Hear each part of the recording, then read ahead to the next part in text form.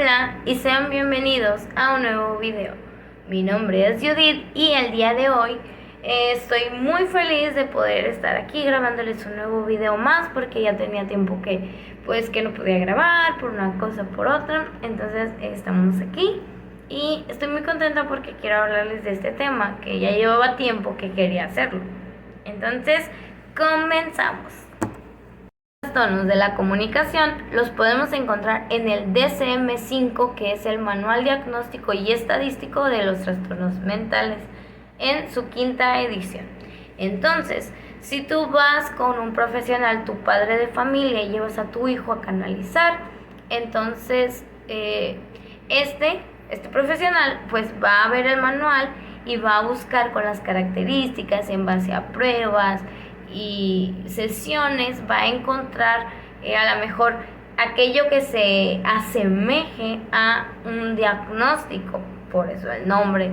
Entonces, tú no puedes decir que, es que mi hijo no habla y esto, y yo creo que tiene esto. O, es que mi hijo se comporta de esta manera y yo leí que si hacen esto, es que tienen esto. Entonces, por ejemplo, algo muy común es que dicen, es que los niños que acomodan cosas en orden y son muy pulcros tienen autismo. Es un ejemplo, ¿no? Que vamos a hablarlo después. Y no es así, porque un niño tenga ciertas conductas, porque así se le llaman, no significa que nosotros las podamos tener. Que de hecho todos de cierta manera tenemos ciertas conductas o trastornos de una u otra manera. A lo mejor no tan marcados, a lo mejor no tan definidos, pero todos tenemos rasgos de aquí, rasgos de allá, pensamientos por aquí, pensamientos por ahí. Pero eso lo veremos en otro video. Bueno, continuando con lo que les decía.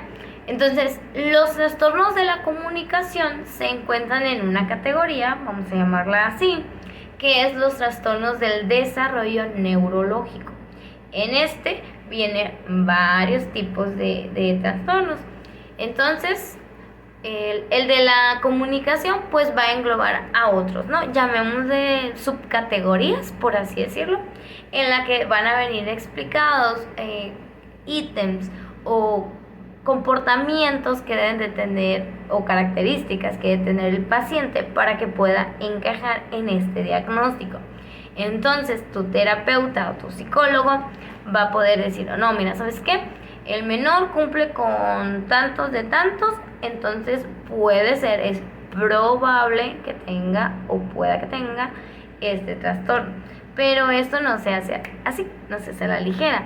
Debemos de aplicar pruebas, debemos hacer una entrevista inicial tanto al padre de familia como al menor, como a los, si está en la escuela en este caso, pues a la institución en donde está, cómo es el comportamiento y demás.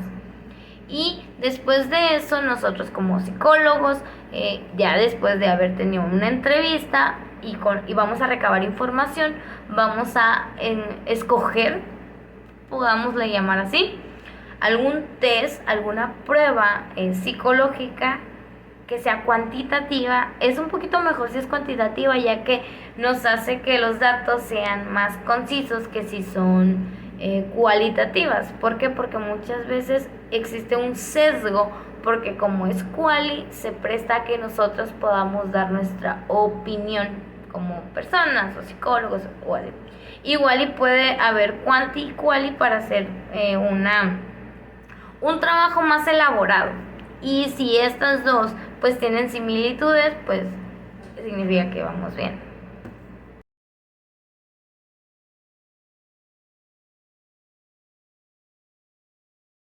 El primer trastorno o subcategoría que vamos a ver de los trastornos de la comunicación es el trastorno del lenguaje. ¿Y qué quiere decir? Son dificultades persistentes en la elaboración o el uso del lenguaje en todas sus modalidades. Esto quiere decir que hablado, escrito y el lenguaje de señas. Esto se debe a una deficiencia en la comprensión o la reproducción del vocabulario. Y ahorita les voy a decir cuáles serían y una explicadita rápida. El número 1 sería un vocabulario reducido. En esto quiere decir tanto en conocimientos como en el uso de palabras. Entonces, el niño a lo mejor ni siquiera te termina de decir la frase porque no puede. O sea, simplemente si quiere agua, en vez de decirte agua o agua, te dice ma. Y ya uno como papá, y eso es cierto porque también me pasa a mí, el niño todavía ni siquiera termina de decir la palabra. Y nosotros, quiere agua, ten. O, quiere comer. Entonces, por un bien, terminamos haciéndoles un mal, porque el niño no fomenta y no hace el esfuerzo más allá de hablar. ¿Por qué? Porque nosotros les damos todo a su alcance. Obviamente no quiere decir que hasta que me digas la palabra te voy a dar lo que me pides. Pues no, ¿verdad?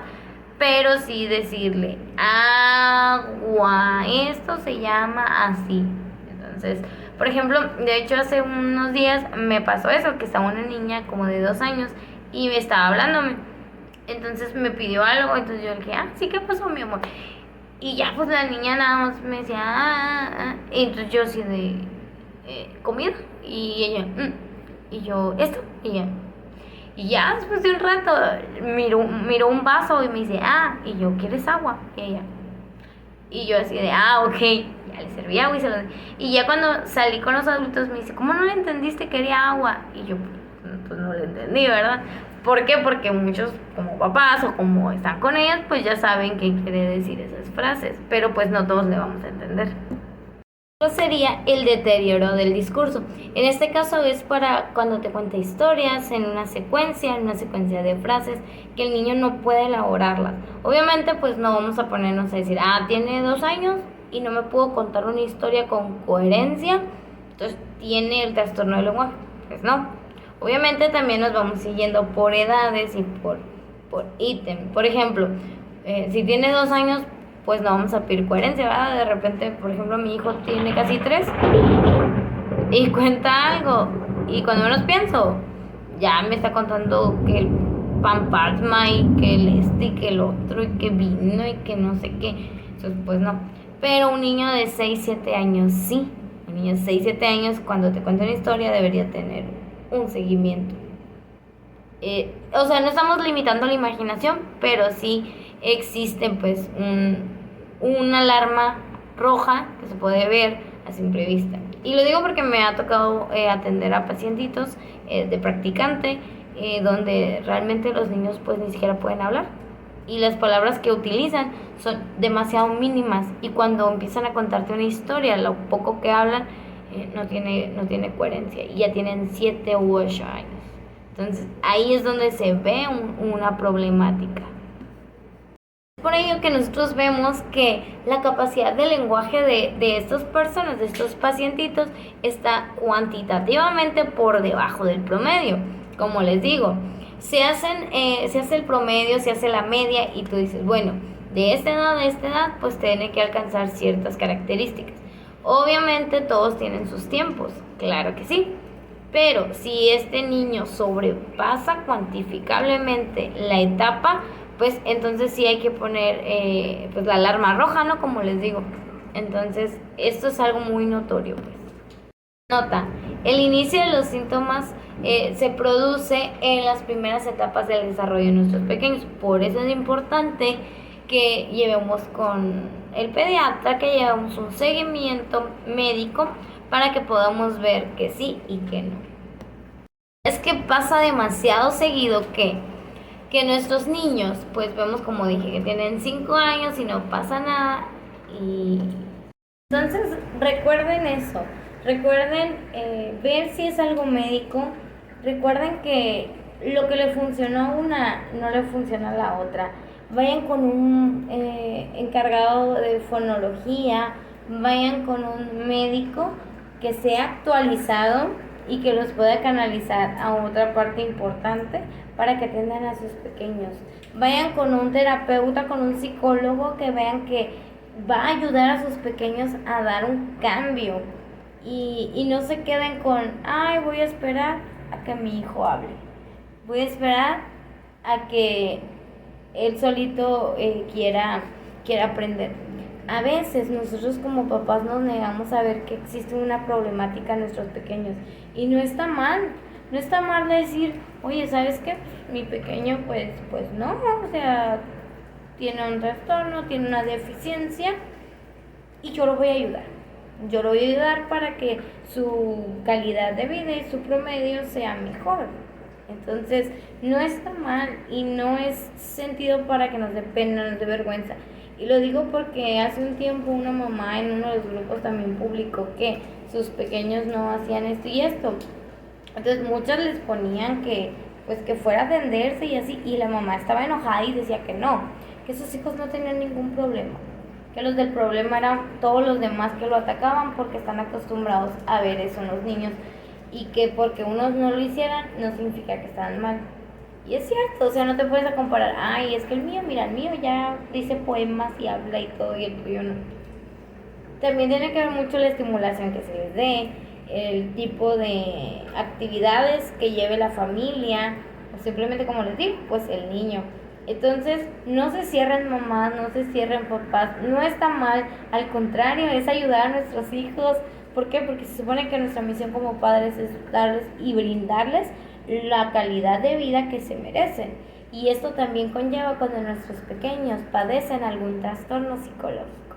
Entonces los invito a que reflexionen, que vean y que si ustedes conocen, lleven. No saquen un diagnóstico ustedes, no se dejen guiar ni siquiera por estos videos o videos demás que vemos de, es que si hace esto y esto y esto, es que tiene ese trastorno. No, porque recuerda que a pesar de que cumpla con las características, aún así se debe de hacer una prueba psicológica, se debe de hacer una entrevista y se debe seguir un procedimiento, un tratamiento para acompañar al menor.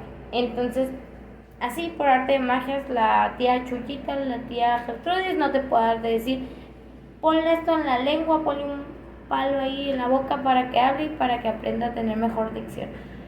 Porque pues no, así no funciona. Que tengan un muy bonito día y que les vaya muy bien. Nos vemos y recuerden, les mando abrazos a la distancia. Bye.